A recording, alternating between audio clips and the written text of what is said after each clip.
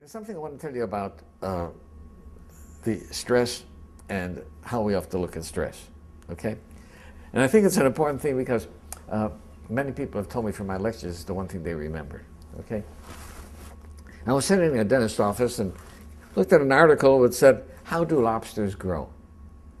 Well, I don't care how lobsters grow, but I was interested in it.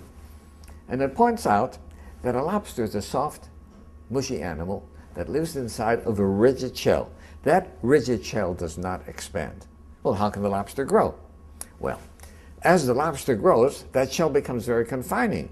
Right? And the lobster feels itself under pressure and uncomfortable.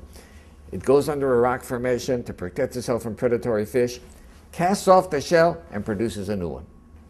Well, eventually, that shell becomes very uncomfortable as it grows, right?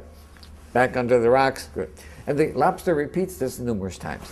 The stimulus for the lobster to be able to grow is that it feels uncomfortable. Right?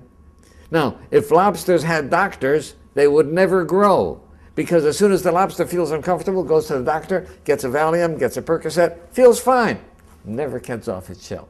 So I think that we have to realize that times of stress are also times that are signals for growth. And if we use adversity properly, we can grow through adversity.